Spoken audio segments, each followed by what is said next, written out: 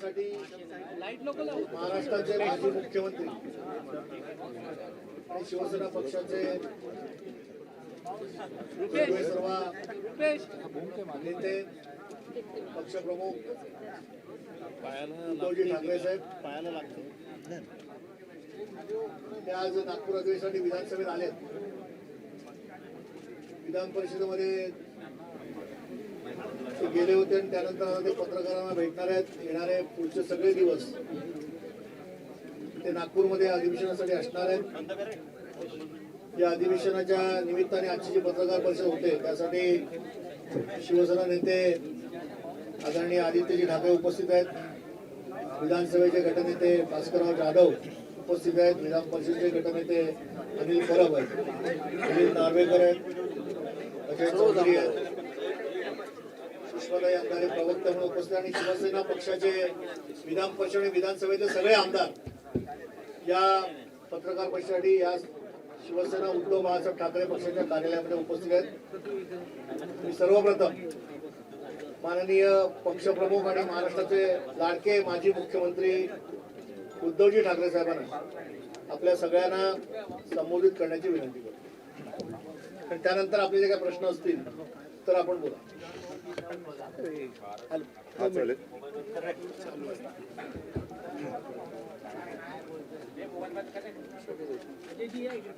महाराष्ट्राच्या विधिमंडळाचं हे अधिवेशन महाराष्ट्राच्या उपराजधानीमध्ये सुरू आहे. अधिवेशन मला वाटतं अर्ध्यावरती आलेलं आहे. उद्या संपणार का रविवारी संपणार ते आज उद्यामध्ये ठरेल. नागपूरमध्ये साधारणतः विधिमंडळाचं अधिवेशन हे विदर्भासाठी आणि साहजिकच आहे महाराष्ट्रासाठी घेतलं जातं.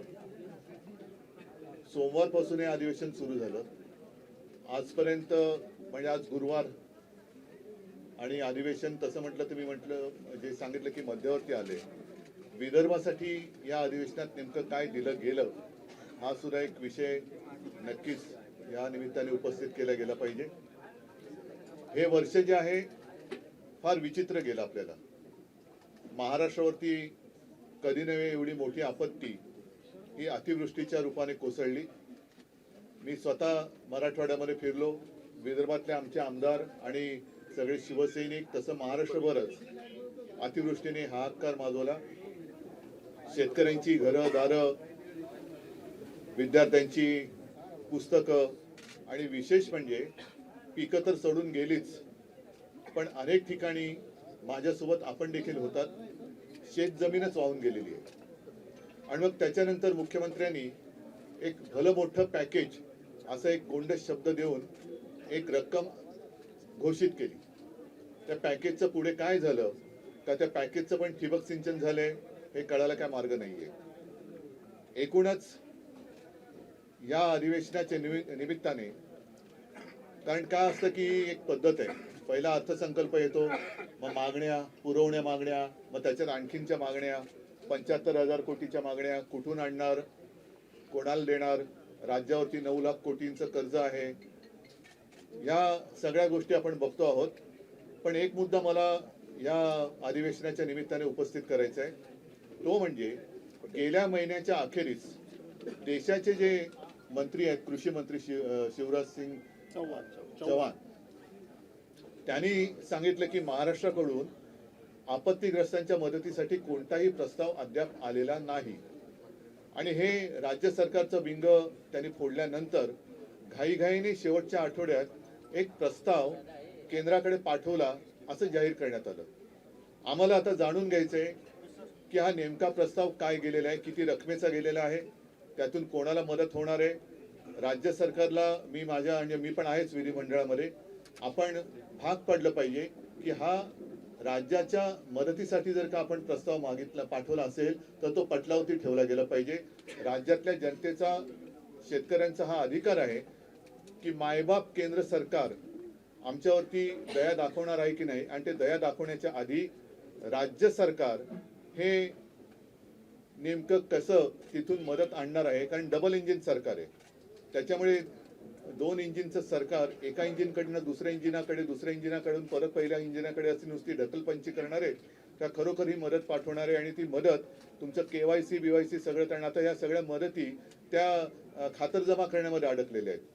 म्हणजे पीक विम्याची सुद्धा तुम्हाला कल्पना आहे की ती जी काय मदत व्हायला पाहिजे ती मदत करण्याचे ते जे ट्रिगर होते तेच काढून घेतले गेले. त्याच्यामुळे मदतीची थट्टा झालेली आहे. 1 रुपयाचा पीक विमा, 6 रुपयाचा पीक विमा, 21 रुपये असे चेक आलेले आहेत. मग हे जी शेतकऱ्याची थट्टा करणाऱ्या कंपन्या आहेत त्याच्यावरती सरकार कारवाई करणार आहे का? आणि असे अनेक प्रश्न आहेत. या प्रश्नाच्या निमित्ताने हे अधिवेशन जे सुरू आहे त्याच्यामध्ये सरकारकडनं जनतेला उत्तरे मिळाली पाहिजेत. कारण प्रश्न विचारले जातात, व्यथा मांडल्या जातात, राज्याच्या किंवा जनतेची गाऱ्हाणी इकडे मांडली जातात, पण नुसती वेळ मारून नेली जाते. हा आतापर्यंतचा अनुभव आहे. त्याच्यामुळे या अधिवेशनात याच्यावरती काय उत्तर मिळते आणि कार्यवाही दोन्ही काय होणार आहे त्याच्याकडे सगळ्यांचं लक्ष आहे. आणखीन अनेक विषय आहेत, पण पहिलं आपण जर काही प्रश्न असतील तर विचार, मी त्याच्यावरती बोलतो. सभागृहांमध्ये विरोधी पक्षनेता नाहीये, घटनात्मक अधिकार मात्र अद्याप दिला गेला नाही, नियुक्ती करण्यात आली नाही विरोधी पक्षनेते. मी हे तुम्हाला का बोलायला सांगितलं, कारण हे प्रश्न तुम्ही जे विचारणार आहात तेच प्रश्न जनतेच्या मनात आहेत. मी अधिवेशनाला येण्याच्या आधी सुद्धा एक 8-10 दिवसापूर्वी असं म्हटलं होतं की गेल्या वर्षीच किंवा पहिल्या अधिवेशनातच, मला असं वाटतं, हो ना भास्कर, आम्ही विरोधी पक्ष नेते पदावरती दावा सांगितलेला आहे. त्याच्यासाठी भास्कररावांचं नाव देखील दिलेलं आहे आणि अजून अद्याप काही उत्तर मिळालेलं नाहीये. त्याच्याबद्दल तो खरंच नियम आहे की नाही हे सुद्धा कागदावरती कळू शकेल. पण नियम असला काय आणि नसला काय? जर नियम असला तरी आणि नसला तरी उपमुख्यमंत्री पद हे संविधानिक नसलेलं पद, हे एक नव्हे तर 2-2 जे सरकार निर्माण करू शकतं ते विरोधी पक्षनेते पद द्यायला घाबरते का? हा एक मोठा विषय. म्हणजे कोणाला तुम्ही घाबरताय? एवढं सगळं मजबूत सरकार आहे, किती 200च्या वरती जागा निवडून आलेल्या आहेत, केंद्र सरकारचा मोठा आशीर्वाद तुमच्यावरती आहे. एवढं असल्यानंतर विरोधी पक्षनेते पदाला तुम्ही घाबरताय का? आणि जर विरोधी पक्षनेते पदासाठी नियम लावणार असाल तर उपमुख्यमंत्री ही असंविधानिक पदं ही रद्द केली गेली पाहिजेत. ते सुद्धा जी काय त्यांच्याकडे खाती असतील त्या खात्याप्रमाणेच ते मंत्री ओळखले गेले पाहिजेत. कारण भाजपच्याच लोकांनी सांगितले की नंबर 1लाच महत्व असतं, 2 आणि 3ला काही महत्व नसतं. त्याच्यामुळे ते बिन नंबराचे जे मंत्री आहेत त्यांचं काय महत्व नाही महाराष्ट्रात. मुख्यमंत्र्यांनी सांगितलं की हे अधिकार मुख्यमंत्र्यांचे नाही तर विधानसभा अध्यक्षांचे आहेत. विरोधी पक्षनेता नियुक्ती विधानसभा अध्यक्षांना एकमेकांवर ढकलण्याचा प्रयत्न नेहमी होतो. बरं, मग तुम्ही अध्यक्षांना भेटणार? नाही, भेटण्यापेक्षा हे भेटण्याची काही लोकशाहीतली मांडणी आहे. लोकशाहीतली मांडणी आहे. अध्यक्षांना आणि मुख्यमंत्र्यांना हे कसं सगळं सांगड घातली गेली तुम्हाला माहिती आहे. अध्यक्षांबद्दलची सुद्धा आमची मतं गेल्या टर्म मध्ये आम्ही व्यक्त केलेली आहेत. त्याच्यामुळे ही ढकलपंची करताना मग मुख्यमंत्र्यांनी विचारलं पाहिजे, लोकशाहीचा महत्वाचा घटक आहे, राज्याचे प्रमुख आहेत, की का तुम्ही अजून करत नाही? आम्ही तर पत्र दिलेलं आहे. शेतकऱ्यांच्या आत्महत्येचा प्रश्न गहन आहे. गेल्या 6 महिन्यामध्ये जवळपास 780 शेतकऱ्यांनी आत्महत्या केलेली आहे. विदर्भ आणि मराठवाड्यात त्यांचा आकडा अजूनही जास्त आहे. त्याच्याकडे कोणाचं लक्ष आहे? कारण हे सरकार अख्खच्या अख्खं प्रचारामध्ये गुंतलेलं आहे. हेलिकॉप्टर सुटतायत, बॅगा भरभरून आनंदाचा सीधा जातोय. या सगळ्या प्रचारात म्हणजे आता सुद्धा अधिवेशन आटपून ताबडतोब प्रचाराला लागतील. अधिवेशन संपल्यानंतर लगोलग दुसऱ्या निवडणुकीची आचारसंहिता लागेल. म्हणजे निवडणुका मागून निवडणुका, हा सगळा खेळ. आणि गेल्या वेळेची ही आता जी निवडणूक आहे अजून त्याचा निकाल लागायचा आहे. मला नाही वाटत अशी निवडणूक यापूर्वी महाराष्ट्र राज्याने अनुभवली होती. पूर्वी आपण इतर राज्यांच्या निवडणुकांची उदाहरणं द्यायचो की बघा तिकडे कशी गुंडागर्दी सुरू आहे, कसे बंदुका काढल्या जात आहेत, बूथ कॅप्चरिंग कसं केलं जात आहे, पैशाचं वाटप कसा केलं जातोय, हे सगळं आपल्या महाराष्ट्रामध्ये व्हायला लागलं. मग इतर राज्य ही ज्यांची उदाहरणं देत होतो त्या राज्यात आता आपल्या महाराष्ट्राचं उदाहरण दिलं जात असेल की बघा तिकडे कशी बेबंदीशाही सुरू आहे. म्हणजे कोणाचा पायपोस कोणात राहिलेलं नाहीये. मित्र म्हणताना एकमेकावरती धाडी टाकतायत, एकमेकाचे पैसे उघडकीस आणतायत. रोज कोणत्या ना कोणत्या तरी मंत्र्याचे भ्रष्टाचार अगदी पुरावे निशी बाहेर येत आहेत, त्यांच्या फिल्म बाहेर येत आहेत, पैशाच्या थप्प्या बाहेर येत आहेत. तरी सुद्धा मुख्यमंत्री ढिंब आहेत. म्हणजे मुख्यमंत्र्यांनी अजून एक खातं निर्माण केलं पाहिजे आणि त्याचं नाव पांघरुण मंत्री असं ठेवायला पाहिजे. म्हणजे जे बाकीचे जे मंत्री आहेत ते हातपाय पांघरुण बघून हातपाय तरी पसरतील आणि मुख्यमंत्री बसलेत पांघरुण घालायला.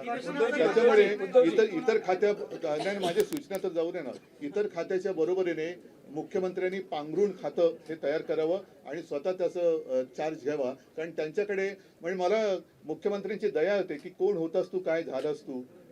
एवढे सगळे भ्रष्टाचाराने जवळ घेतलंस तू, स्वतःच्या पांगरुण्यात घेतलंस तू, काय होतास तू, काय झालंस तू, भ्रष्टाचारानं पांगरुण्यात घेतलंस तू, कसा म्हणजे ही महाराष्ट्राची संस्कृती नाहीये. नाही, उद्धवजी जसं जसं इथे राज्य विधिमंडळाचं अधिवेशन सुरू आहे तसं संसदेतही अधिवेशन सुरू आहे आणि तिथे भाषणात अमित शहानी आणि तुमच्यावर आणि तुमच्या पक्षावर टीका केलेली आहे. जो न्यायमूर्तींविरोधात महाभियोग चालवला जातो आहे, जो प्रस्ताव विरोधी पक्षाकडून दिला गेलाय, त्यात तुमच्या पक्षाच्या नेत्यांनी काय सही कशा केलेली विषय आहे. काय? तो जो मदुराईचा प्रश्न आहे, जो पुरातन असा दीपस्तंभ आहे. मला वाटतं तो एक जरा नाही. फोटो एक मिनिट हा, सांगतो. अमित शहाचं विधान आहे की उद्धवजींच्या पक्षांनी आणि उद्धवजींनी या प्रस्तावावर सही करावी. नाही, पण यासारखं काय दुर्दैव काय म्हणून सही करू नये असं त्यांना वाटतं? कोणत्या विषयावर? नहीं सर, मामला ऐसा है कि नहीं, मामला समझ में आ गया, लेकिन वो क्या कहना, अरे भाई कहना क्या चाहते मुद्दा हो? हिंदुत्व आहे. हा, मुद्दा हिंदुत्वाचा आहे. हो. मग असं बोला ना. आता अमित शहा फार मोठे हिंदुत्ववादी आहेत आणि त्यांचा एक फोटो कोणीतरी ट्विट केलेला आहे.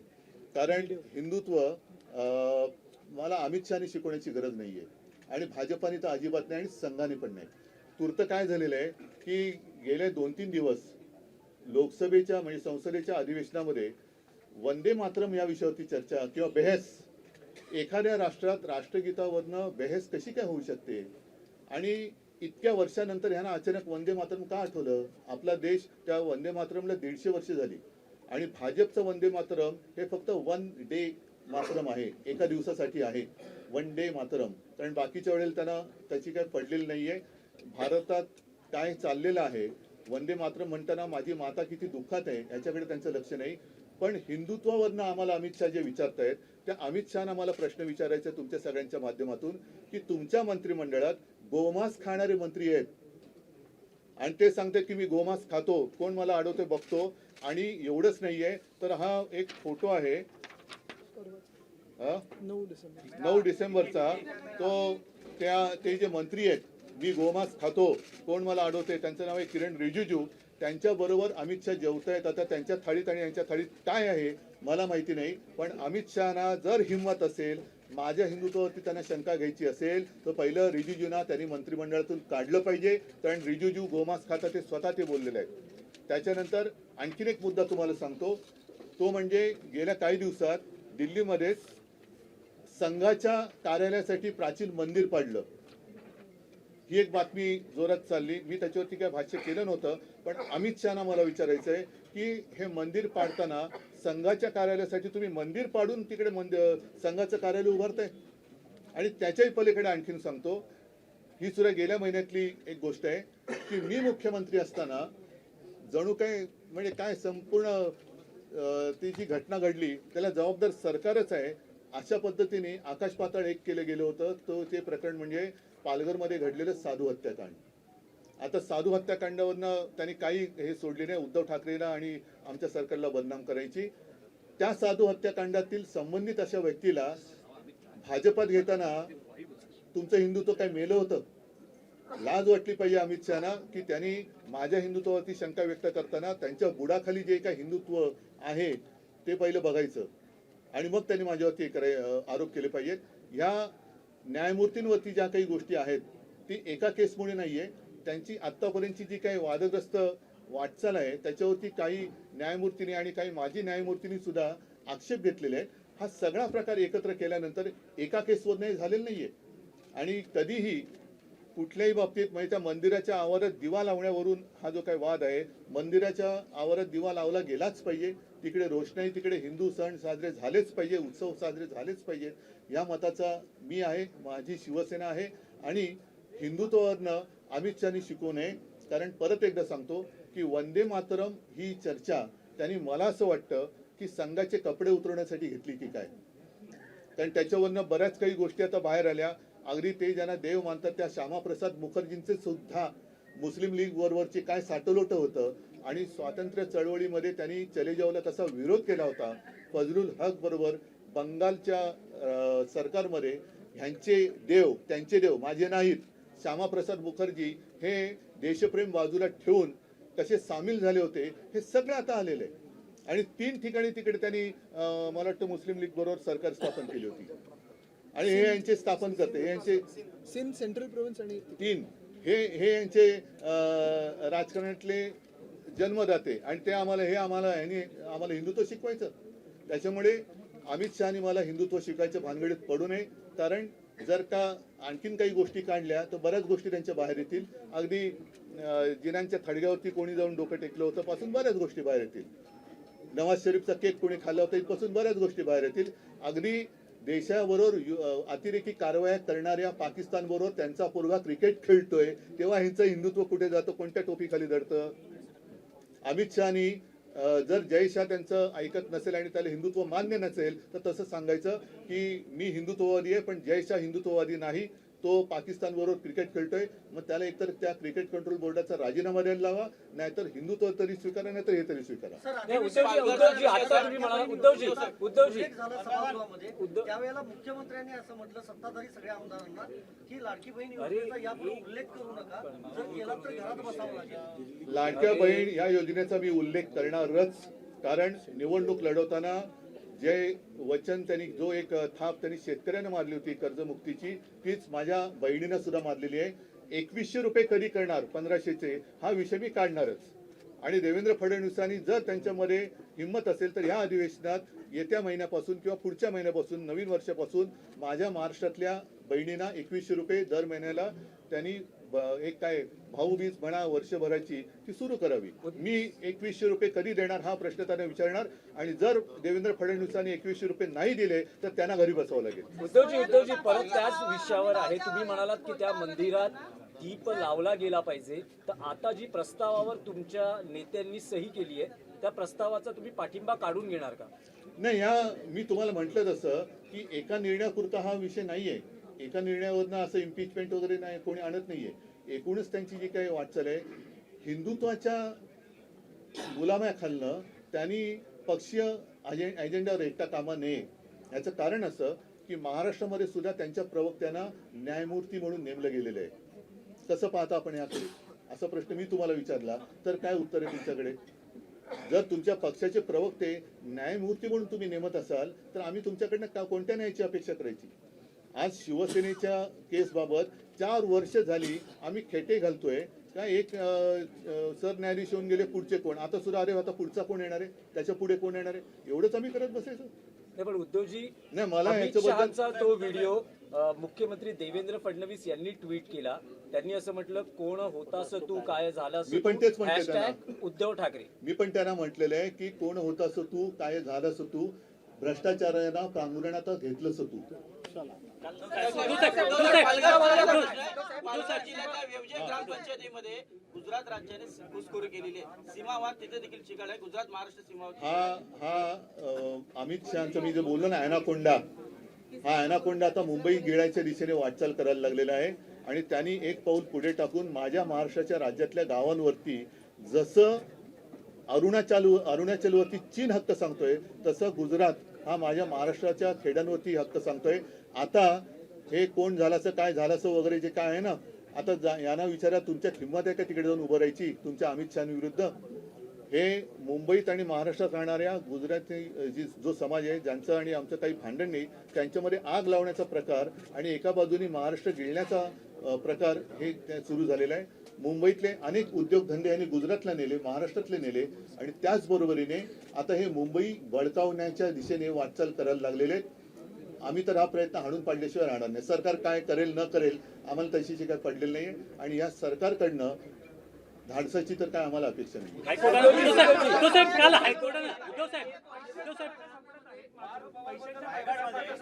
चौकशी होत नाहीये, मात्र या पैशांच्या बॅगाच्या सापडत आहेत त्याच्यात जे पैसे सापडत आहेत ते बिझनेससाठी असतील व्यवसायासाठी असतील अशी कारण सत्ताधारी देतात, मात्र चौकशी होत नाहीये. सकाळी अंबादास दानवेंनी 3 व्हिडिओ म्हणूनच मी म्हटलं ना की आणखीन एक खातं निर्माण करावं पांघरुण खातं आणि त्याचं कारण हेच क्लीन चिट देत आहेत. हेच क्लीन चिट देत आहेत. स्वतःच आरोप करायचे, स्वतःच क्लीन चिट द्यायचे. म्हणजे साधू हत्याकांडातल्या आरोप ज्यांच्यावरती केले त्यांना पक्षात घेतात. हे यांचं हिंदुत्व. जमीन व्यवहार प्रकरणात काल हायकोर्टानं राज्य सरकारला फटकारलेला आहे आणि त्यामध्ये म्हटलेलं आहे की अजित पवार यांचा मुलगा पार्थ पवारवर गुन्हा का दाखल केला जात नाही या प्रकरणामध्ये. मी न्यायालय या विषयावरती काहीच बोलायचं हल्ली सोडून दिलेलं आहे. अतिवृष्टीच्या काळात 100 कोटी रुपये सीएम फंडामध्ये जमा झाले होते, मात्र त्यातून 70-80 लाखच शेतकऱ्यांना देण्यात आले. काय 75,000च शेतकऱ्यांना वाटप करण्यात आलं. अतिवृष्टीच्या काळात 100 कोटी ठीक आहे, तुम्ही शेतकऱ्यात जाऊन त्यांना म्हणून मी पण येतो, तुम्ही पण या, आणि शेतकरी कोणाला प्रेमाने मिठी मारतो ते शेतकऱ्याला कळू दे. कापसावर देण्यात आलेले नाही. या अधिवेशनामध्ये कुठलेही डिक्लेअर केले नाही. सोयाबीन आणि कापसाला भाव शेतकऱ्यांना हे देण्यात येत नाही असंही त्यांनी म्हणजे बोललेलं नाही. एवढ्या मोठ्या अधिवेशनामध्ये नागपूरला अधिवेशन होते. आणि दुसरं, महागाई आणि बेरोजगारी भरपूर आहे. ते महागाई सुद्धा वाढत झाली आणि बेरोजगार आहेच असंच आहे. तर यावर आपलं काय म्हणणं? याच विषयावरती त्यांना चर्चा टाळायची आणि म्हणून ते वेडेवाकडे आरोप करतायत की जेणेकरून तुमच्या सगळ्यांची म्हणजे आपल्या सगळ्यांची दिशाभूल व्हावी आणि कुठेतरी धार्मिक तेढ निर्माण करायची. म्हणजे तुम्ही भांडत राहा, आम्ही आमचं राज्य करत राहतो, आम्ही आमचं जे काय आहे भ्रष्टाचार सुरू आहे, शांत बसा भ्रष्टाचार सुरू आहे, असं नवीन नाटक ते लिहितील. आता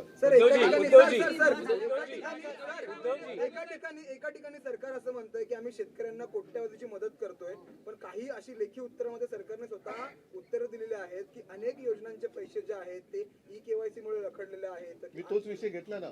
म्हणजे आता मधल्या काळात मी वाचलं कुठेतरी की मागे 2017 साली यांनी ज्या अनेक अशी नियमांची जंत्री करून शेतकऱ्याला कर्जमाफी एक उपकारासारखी जाहीर केली होती. त्याच्यात पात्र ठरलेल्या शेतकऱ्यांना लाभ मिळाला नाही, त्याची माहिती, मग शेतकऱ्यांची माहिती गोळा करण्याचं हे काम सरकार करते आहे असं मला वाटतं कृषी मंत्री म्हणाले आपले. मला या सगळ्या मंत्र्यांना प्रश्न विचारायचे आहे की तुम्ही स्वतःला शेतकऱ्याची मुलं समजता, मग बापाची चौकशी कशी करू शकता? बापाची चौकशी करता, शेतकऱ्याची मुलं आहात ना. मी याच सभागृहामध्ये शेतकऱ्यांची कर्जमुक्ती करून दाखवली होती आणि ती मी अंमलात आणून दाखवली होती. मी कोणती चौकशी केली नव्हती, कोणत्याही अटीतटीचा सामना शेतकऱ्याला करायला लावला नव्हता आणि मी कोणी न मागता कर्जमुक्ती करून दाखवली होती.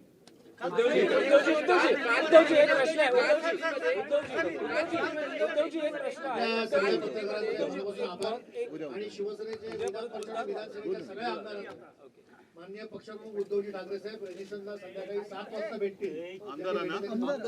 फक्त आमदार आणि पत्रकारांसाठी अल्पप्रहारची व्यवस्था केली आहे. ज्यांना आवडेल त्यांनी चहा, ज्यांना आवडेल त्यांनी